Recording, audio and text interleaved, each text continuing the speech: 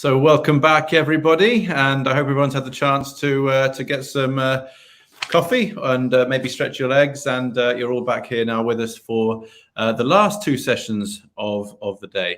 A quick reminder before we move into the last couple of sessions. First of all, I just wanted to remind everyone that if there's any of the sessions that you have missed throughout the course of today, or if there's anything that you wanted to watch back again, all of the sessions have been recorded and will be made available to you after the event. You'll actually be sent a link immediately following the conclusion of the sessions today, which will have details for how to download all of the session recordings and also the presentations that have been made by our speakers. So those are available for you to download. There'll be a link sent to show you how to do that. And again, to remind you all that as well as the live sessions that we have running throughout today and tomorrow, we do also have a series of on-demand sessions which you can access using the menu on the left-hand side of your screen. If you haven't checked those out yet, then please do that. There's 7 sessions focusing in detail on a lot of the issues that we're going to be covering in these plenary sessions. So please do make sure you go and check those out and watch the different on-demand sessions that we have available there. But now the session that we're going to be having now, we're actually going to have 2 sessions which are going to be focusing on delivering universal service. So this first session now, we're going to start off by looking specifically at RDOF. Obviously something that's been brought up a number of times in the discussion so far. We're going to have a focus specifically on RDOF.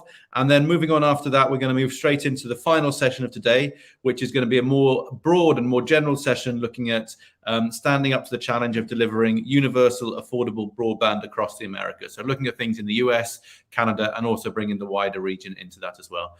But as I said, the start point for now is the session on RDOF. So I'd like to welcome to the stage our moderator for the session, Hector Lopez from NERA. Hector, welcome.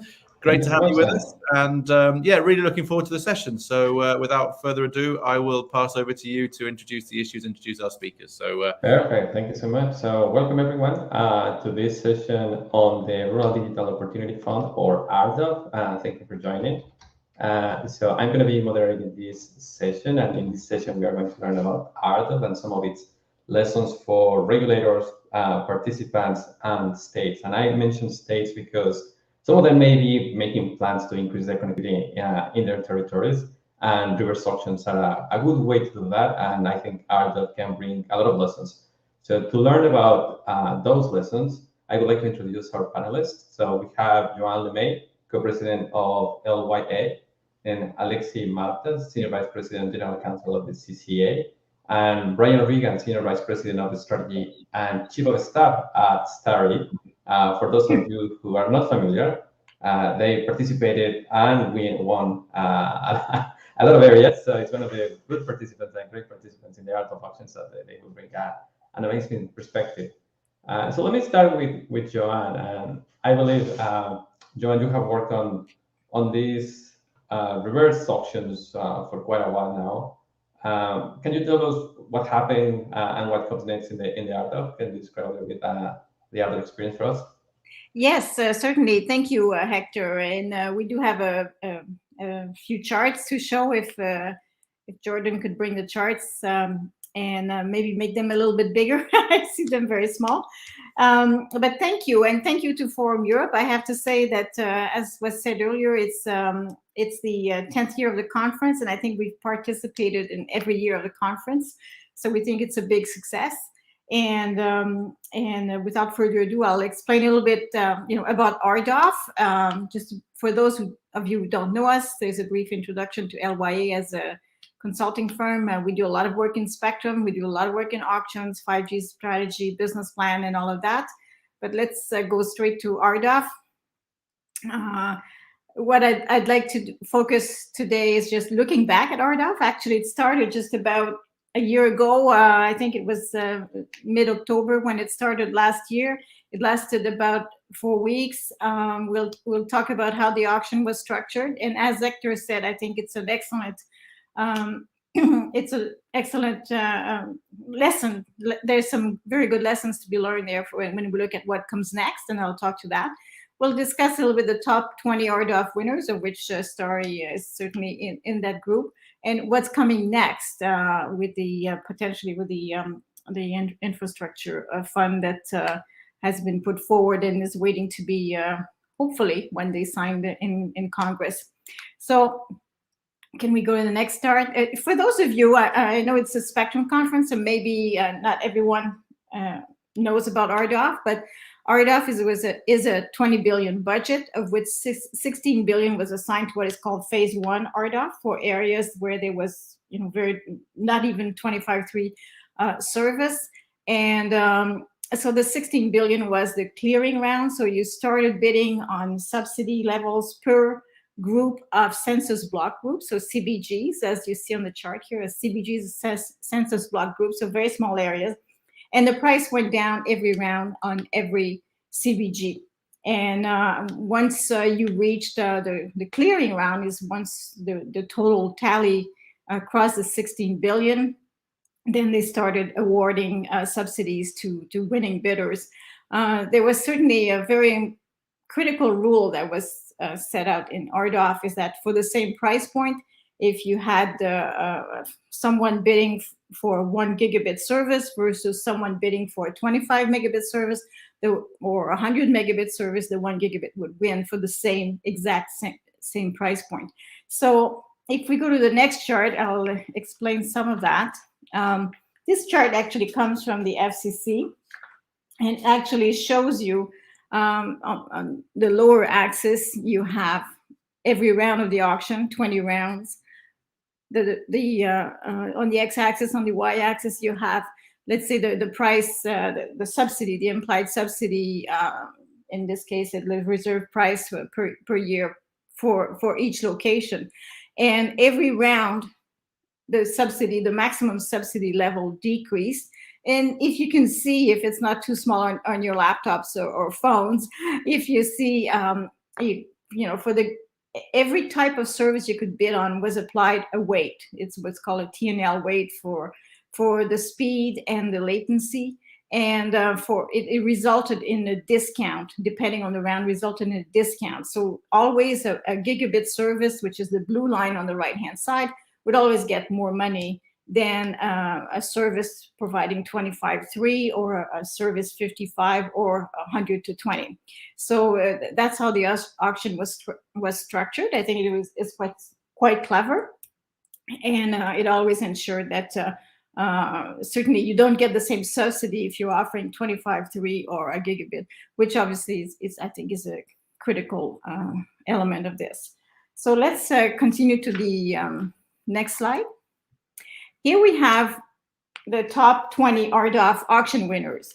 And that's, I have to say, is based on the results published a year ago. So it does not include a compilation of maybe some of the areas that have been removed from RDOF since then. But in the end, and I think RDOF is a somewhat maligned auction, but there were 180 winners of subsidies, which I think is, very good. Of interest is that some of the largest telcos are not there. Verizon, AT&T, T-Mobile, US Cellular, some of the largest wireless carriers are not there. They did not win, or in some cases maybe did not participate in RDOF. And while the clearing budget was 16 billion, they awarded 99% of the locations on offer for 9.2 billion. So quite a bit lower than what the clearing price was, which certainly means that many participants were willing to go well beyond the clearing price. So that at the clearing price, there would have been an average subsidy per location of $3,000 or just of that order. And in the end, the auction closed at, an average price, or what we call support, the 10-year support per location of 1.7 or 1.8, $1,800 per location. So that's quite a bit lower than what was originally could have happened, basically, because it could have closed at $3,000.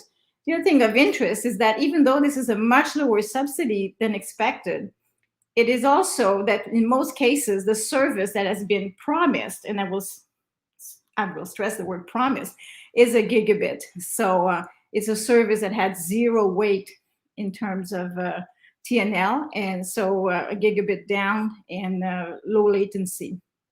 So in the vast majority of cases, when we look at the top 20 winners, that's what they were offering, but there are some exceptions and interesting exceptions. You can look at SpaceX, which obviously won as a satellite service. None of their areas, I think that's number 4 on the list here, none of their areas were at TNL 0. They were offering a lower service on that, and a few others. But even Starry, I think Brian will speak in a few minutes, even did win with a TNL of 0, so offering a gigabit low latency service using wireless, I believe. So we'll see how he talks about that. So in many cases, you have companies that, most cases, however, the technology of choice to offer this service was fiber, even for some companies that are WISP or operate as wireless ISPs. They did in many cases in the bid to offer a service using the fiber, because you had to be pre-qualified for a specific technology to actually bid on during the auction in those areas.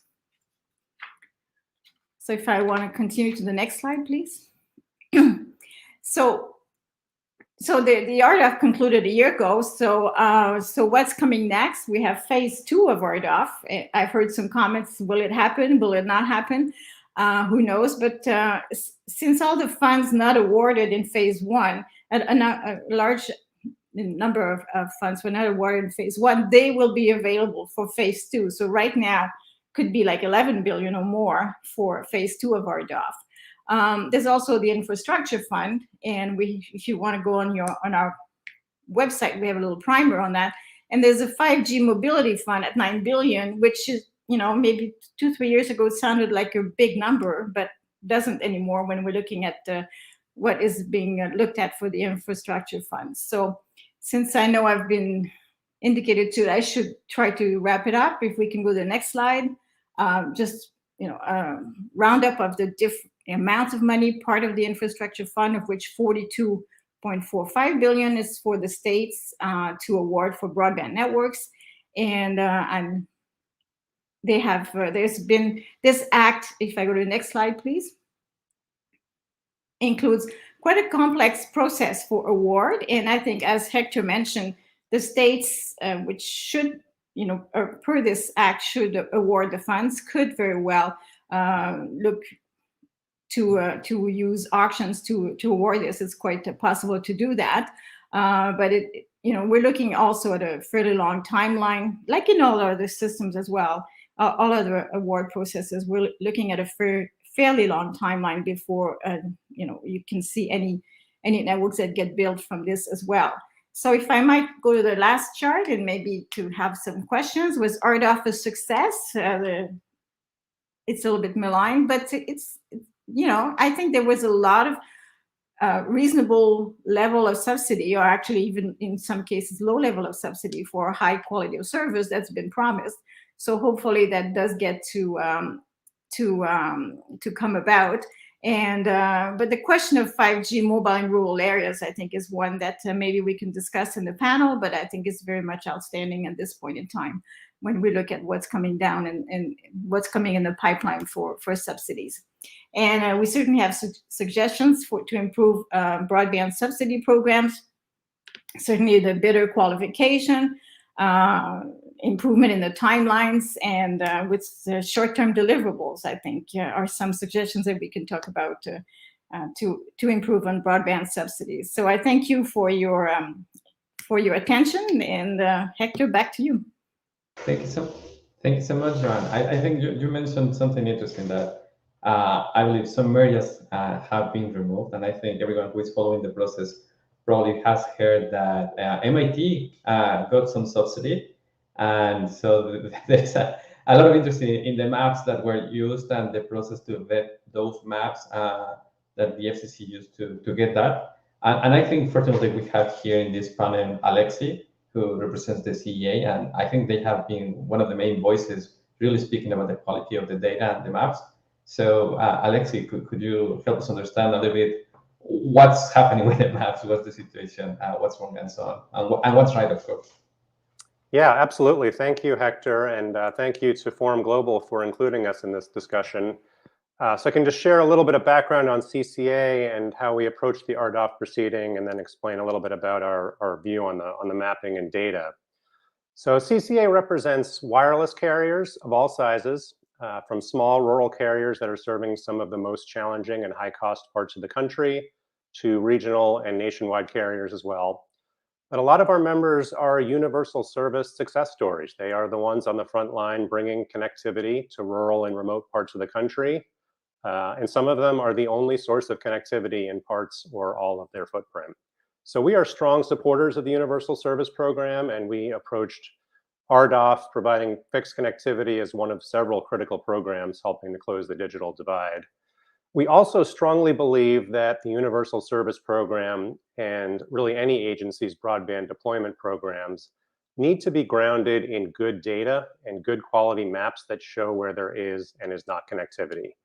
We can't solve the problem of closing the digital divide unless we can measure it and really direct the funding where it's needed.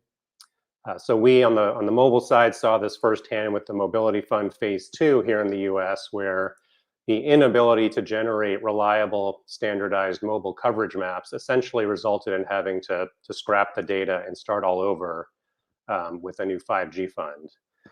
The FCC, when they set up RDOF, I think acknowledged that they needed to collect better data about where there is and is not connectivity. But the premise of Phase 1, at least, was that there were certain areas of the country that the FCC felt that they knew with certainty had no connectivity, and they didn't want those areas to have to wait for new data collection. So they wanted to proceed with Phase 1, push out up to $16 billion to areas that definitely had no connectivity, and then do a mapping to address the remainder of the areas in Phase 2. So even though we typically focus our attention on mobile and mobile mapping, I think when the Phase 1 results were announced, we started to hear some questions about some of these supposedly unserved locations. So for example, airports seem to be eligible for Phase 1 funding, even though they're pretty likely to have connectivity. There were some concerns raised about very wealthy areas.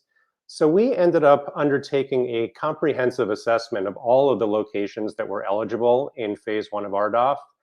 And we quickly found some concerns that jump right out. So there are parts of Fisherman's Wharf in San Francisco, right in the downtown area, that were Phase 1 eligible areas. Parts of the Inner Loop in downtown Chicago, as Hector mentioned, parts of the MIT campus, the areas adjacent to the new Apple headquarters in Cupertino, major airports like Dallas-Fort Worth. These are basically areas that no one would say are really unserved. And even if one particular location in downtown Chicago is unserved, these just aren't the types of locations where we need to be spending scarce funding to incentivize deployment.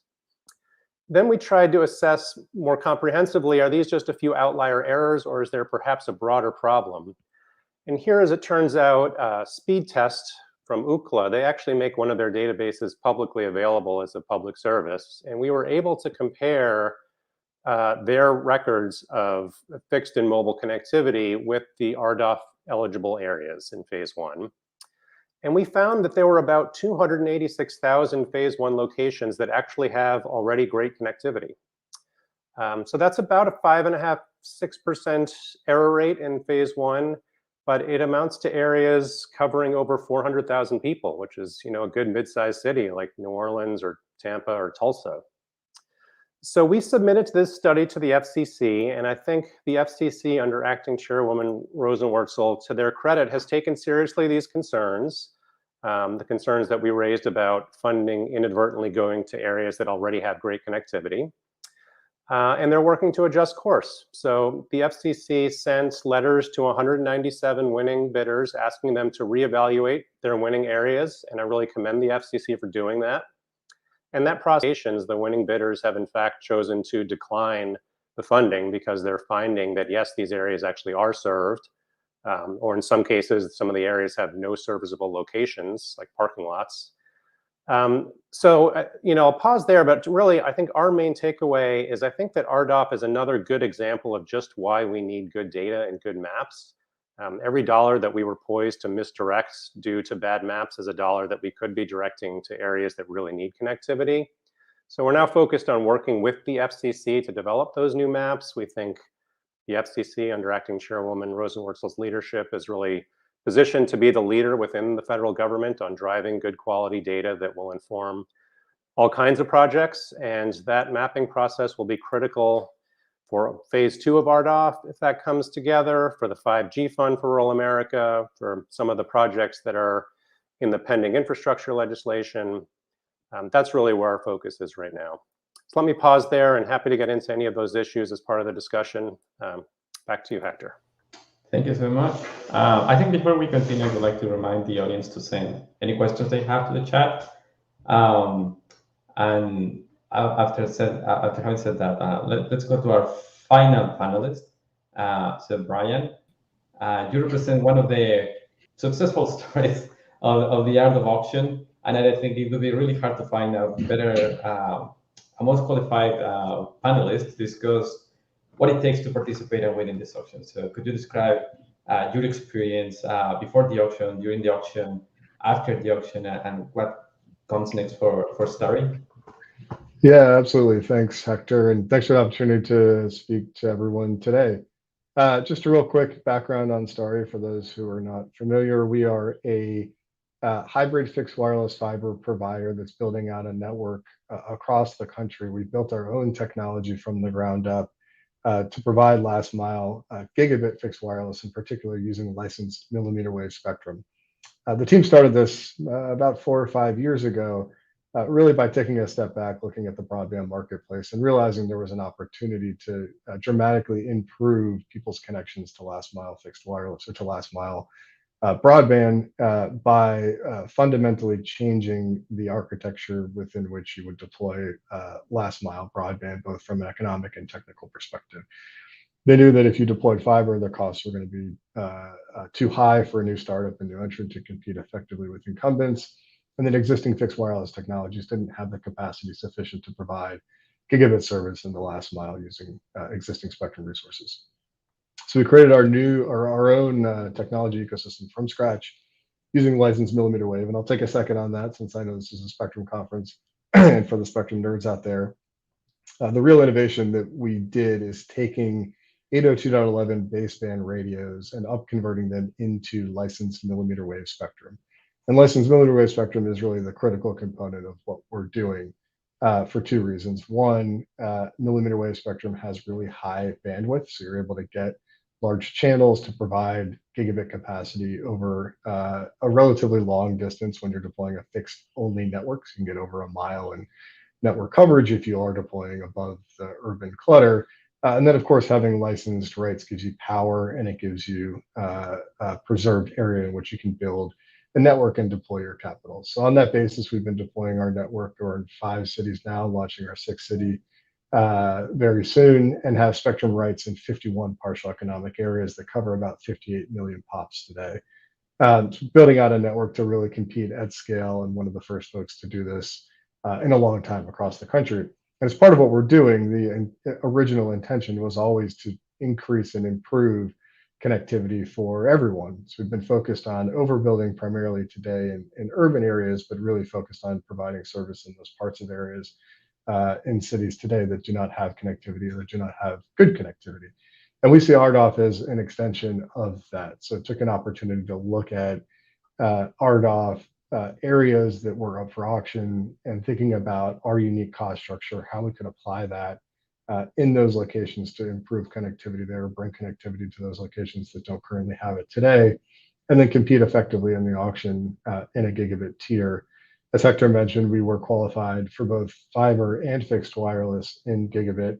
And I think it's in large part due to our unique infrastructure. We've got our own technology, as I mentioned, that is capable of doing gigabit in fixed wireless over reasonable distances. And I think we're able to use that technology to really reduce the cost, which is sort of the second component of going into the auction, is doing the analytical work to determine both the network feasibility of deploying in these areas and the economics of doing it. And I think in both circumstances, our technology had this unique structure in which it was highly capable and much lower cost than traditional technologies. We're fortunate to be able to participate, and we did win about $268 million over the 10-year period to cover about 108,000 locations.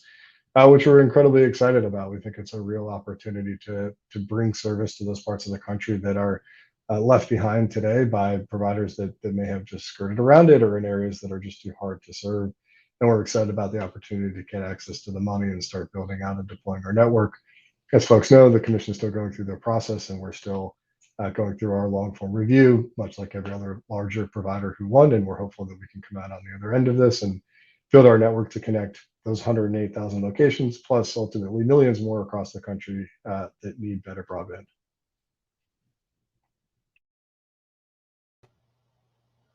Thank you. Thank you so much, Brian.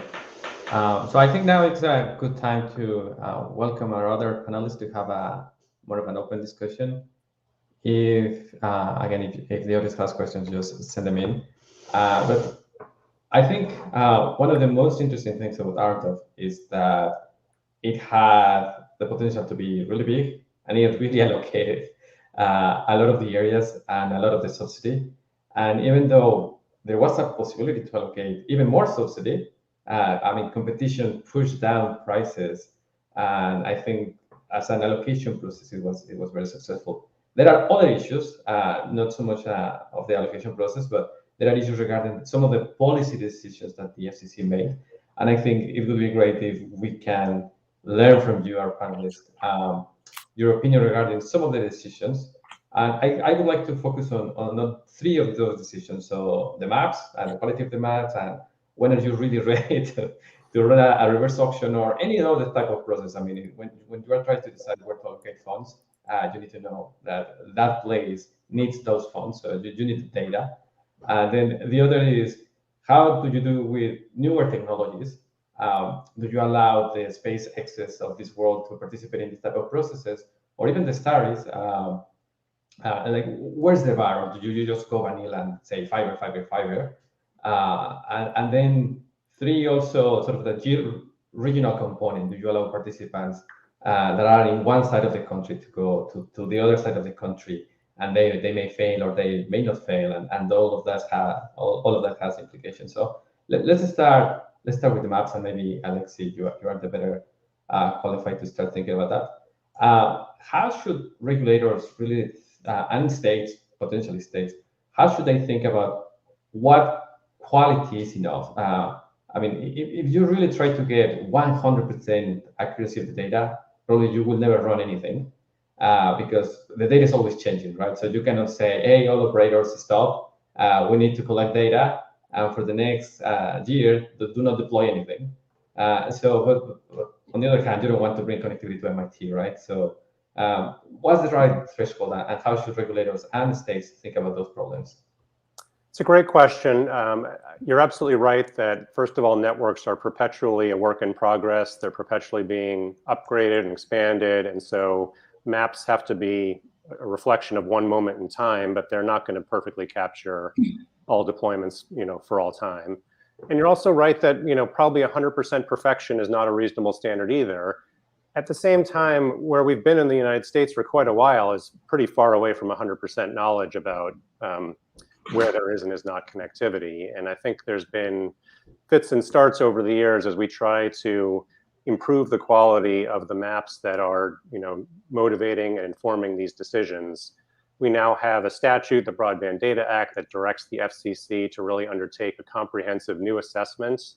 That process is about to kick off at some point in the coming months. I think that's going to be a tremendously important opportunity, both for fixed and mobile connectivity, to really generate a high quality set of maps. Again, not saying it's going to be 100% perfect every time, but I think we really have an opportunity to substantially increase the quality of the decision making. And that will be able to be used by the FCC, by NTIA, by states, by all kinds of programs. So I think it's a great opportunity coming up in the coming months for all of us to really help the country take a big step forward in the quality of the maps. I think let me jump to one question from the audience, and probably Brian, you should be the one answering this one. So someone is asking, what lessons should other governments looking at RDOF be learning about this option? And you as a participant, I think your opinion matters the most. So if you were speaking on behalf of other operators in other parts of the world, and they were looking at RDOF and thinking, oh, I think that's a good idea. What do you think are the yes, copy this, but definitely don't copy that, and so on? Yeah, it's a good question. I mean, I think overall it was successful in accomplishing what it set out to do. I think the commission went into this knowing that some of the mapping data was going to be slightly inaccurate, and that the bidders also knew that, and they've gone through this process now to try to fix some of those issues. I think ultimately all of that's kind of on the margins. I think there are probably some bigger issue areas in the mapping than others, but generally speaking, I don't think ruin the auction in terms of its ability to bring new connectivity to places that don't have it today. I would say what you're trying to do is it's an allocation problem, as you said, Hector, and an optimization problem. And I think you really have to think hard about the variables that you want to use to solve within the constraints that you have. And that's budget, that's areas that you're going to have to serve. And I think it's really understanding the economics of deploying and building that network. I think from a pure allocation standpoint, as you said, Hector, this was a very successful auction. It allocated all of the resources or allocated all of the obligation and minimize the amount of resources necessary to get there. Whether or not that's the outcome that you want to solve for as a government, I think is a question you've got to answer on the front end. You know, that there is a way to think about it in which you create additional room for bridging some gap that might exist there, because the competition could be so aggressive that people may ultimately take on more obligation than they're able to meet, and you're not going to be able to determine that necessarily on the front end.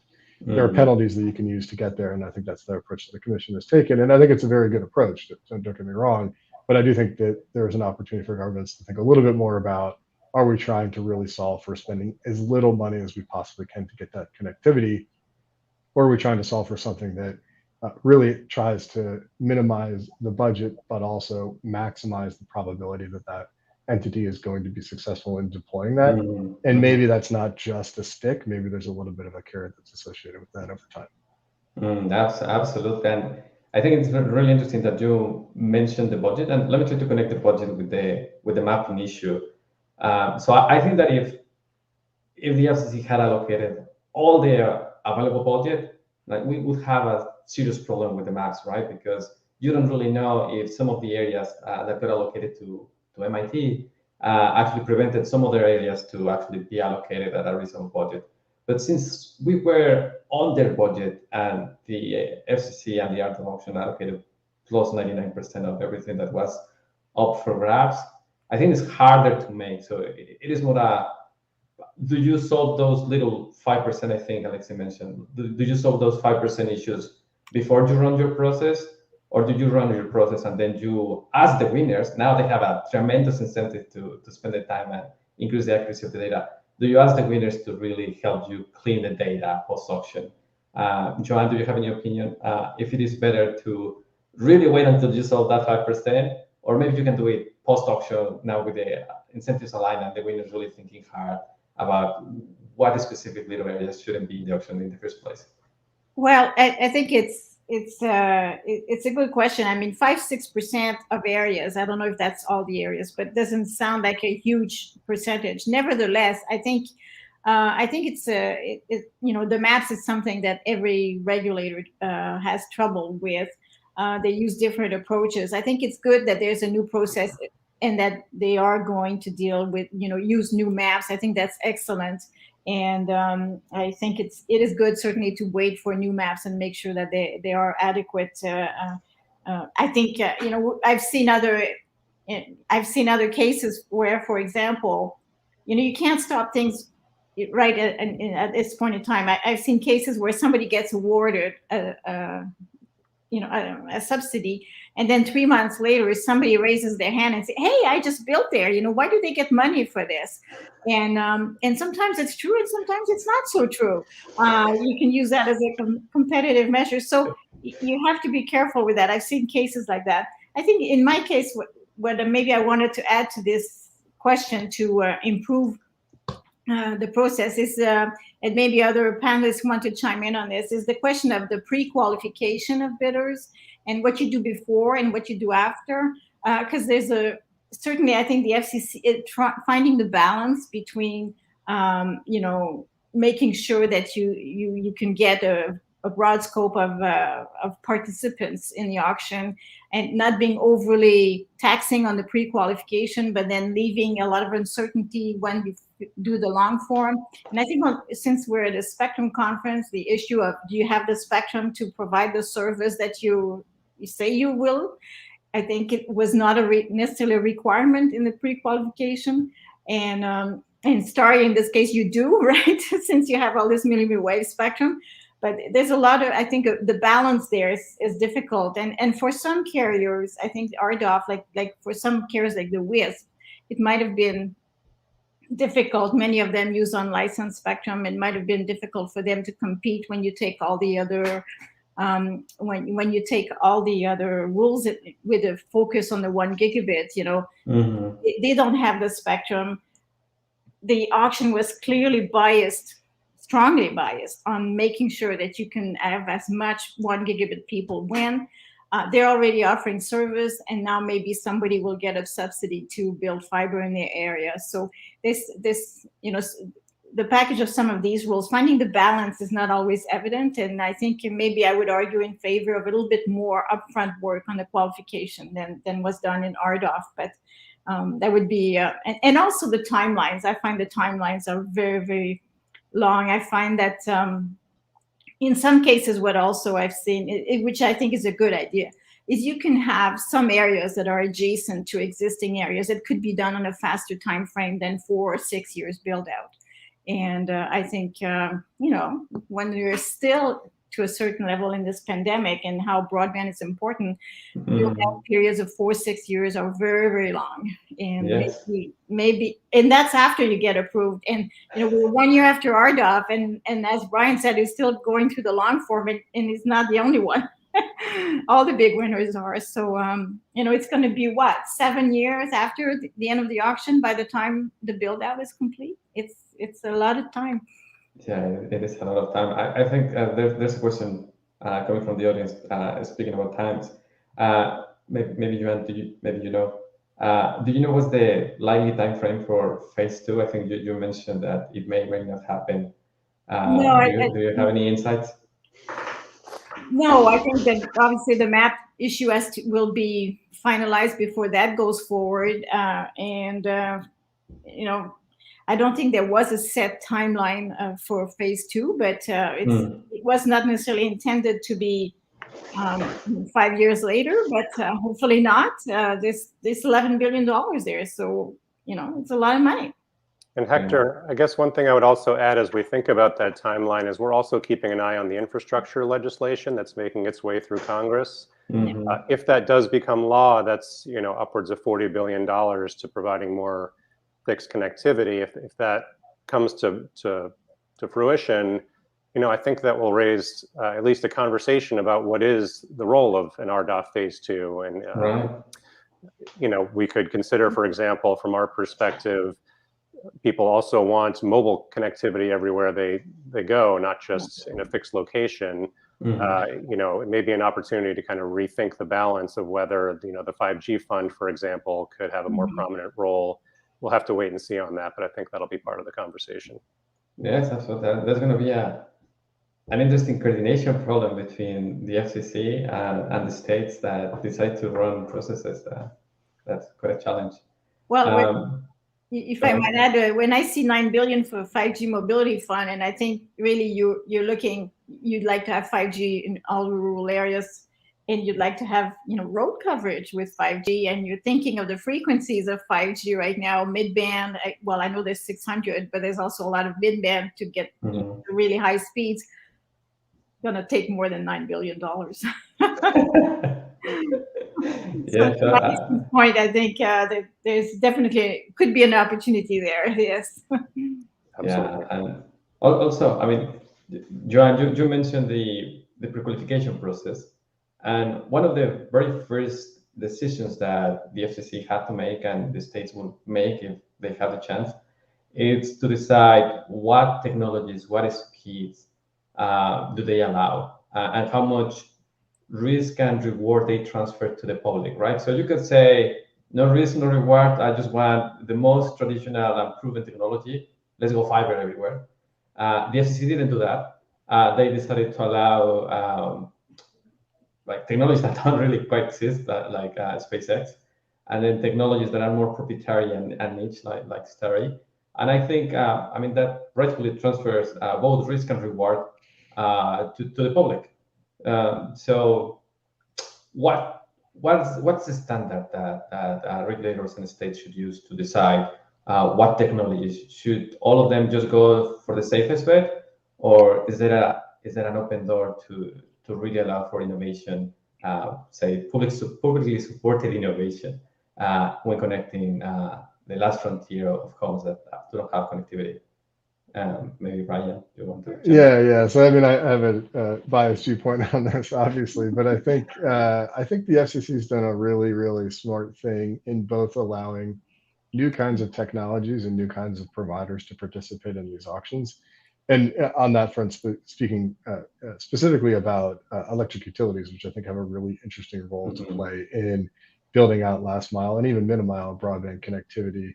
They're anchors in their communities. They've got a existing infrastructure base. They know how to deploy infrastructure. They've got long return profiles, so they have the ability to take on the obligations and really do what they can to improve their communities. And I think that's a super interesting opportunity. And I commend the commission really for being open and thoughtful about how to increase the number of people that are participating in these auctions. That does create the problem that Johannes pointed out, and that the quantity of applications that you get has a limiting factor in terms of your ability to review all of them.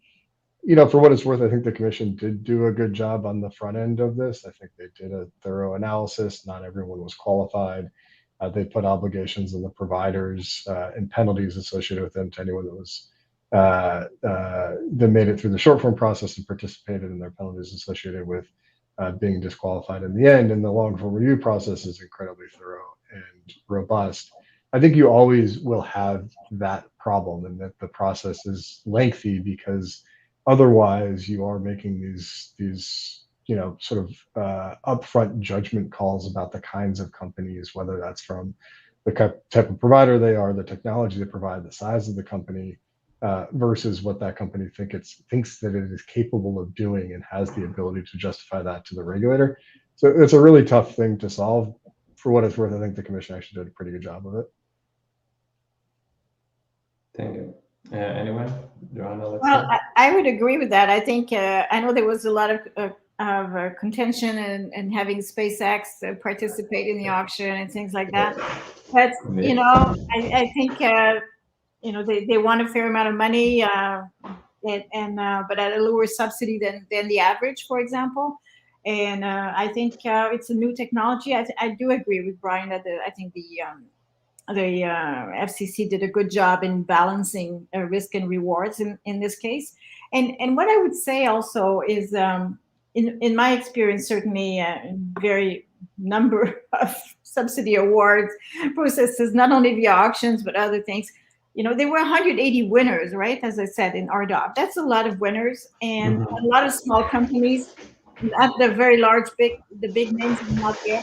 And that's been the case, I think, in many areas in subsidy programs up to now for rural areas. You often find that smaller companies are the one willing to step up to the plate and bring service to rural and remote areas. And if you're being too fussy, you might not, get those companies to come and provide service, and you might, So I think it's not a bad thing. I think they did a good job as well. I agree with Brian, and I think you should, in my certainly experience, you should encourage small companies to participate and obtain subsidies. I think it's really good to develop different ecosystems and new breed of entrepreneurs that can expand their service. Right. So talking about small companies, there's a question from the audience, and somebody asked that, or mentions first on this, asked that electric utilities have been trying to move into Tonacon for the last 30 years. And I think in RDOF and in CAF2, electric utilities were one of the big winners. Do we have, or do any of you have any sense of the probability of success? I mean, they now have subsidies to provide fiber, well, not fiber, gigabit services. Do you think they will be successful or not, or this is going to be sort of just another iteration of an attempt of breaking into the telecom? Maybe I'll start really quickly. I think electric utilities have a really important role to play here. We've got a partnership with a large investor-owned electric utility. They are incredibly conservative in how they spend their money and the risks that they take. And I think they did not go into this without understanding what those risks are and without a very strong motivation to deliver on their promises. They've got the same obligations as everyone else, and I guess ultimately time will tell. But I don't see any reason why an electric utility that participated now, or they may participate in the future, would be any more likely of not being successful here than any other participant. Yeah, and Brian, you mentioned the word partnership, which I think is a great way to think about this. I mean, our members are focused on really understanding not just the capital expenditure necessary to deploy a network initially, but also the really substantial ongoing operating expenses that any wireless network requires. These are sort of all living, breathing creatures that require a substantial amount of ongoing investment. And I think that has maybe come as a bit of a surprise in some of the initial kind of municipal deployments. But I think there can be certainly partnerships and roles to play for utilities to partner with existing carriers to provide that connectivity. I think, there certainly can be a partnership opportunity there. Thank you. I believe we have probably 2 minutes or so. Do any of you have any closing thoughts about this panel? Anything you want to leave the audience with? Maybe I'll start real quick. I think this is about to get infinitely more complicated.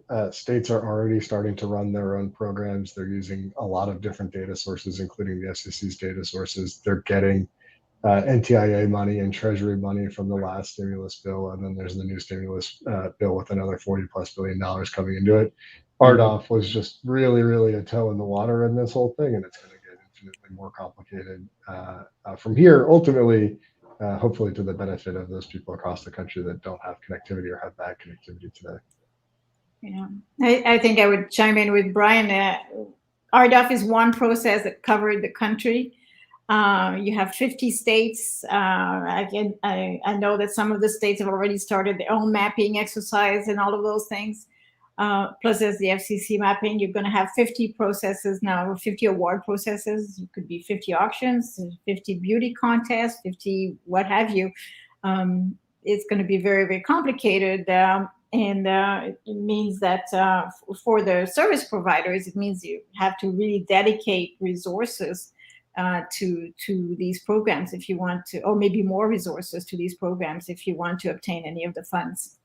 So, or focus your efforts, if you're operating in 30 or 45 states, or not in 50 states, or in 10 states, or maybe in 25, maybe you focus on 15 states. So, so maybe we'll see how that shakes out. But some of the states might do better than others as well.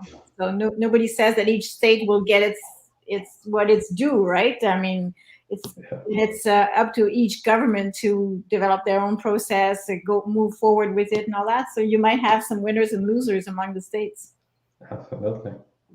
Yeah, I agree with all of that. I think this is an opportunity for states also to learn a little bit from this process about that balance of upfront review versus post-hoc review, the balance of driving, pricing down through an auction mechanism versus grants. I think there's a lot of opportunities here to learn from RDOF and learn from recent programs and hopefully build on them using good quality data, so we're actually directing the money where it really needs to go. Well, I would like to thank you all, and thank you, the audience, for being here. Thank you so much. Thank you. Thank you. Thank you. Have a nice afternoon. Thank you to Hector, and thank you to all of our panelists there. So thank you. I can see Alexi, Hector have left already, but Brian, Joanne, thank you very much. And yeah, really appreciate that. Another really interesting session. So thank you very much for that. So we're now moving on to the second part of our focus on delivering universal access. So we're going to be looking more broadly now at approaches to do that, to deliver universal and affordable broadband across the region. So don't go anywhere. That's going to be starting here on the main stage in just a couple of minutes. Thank you.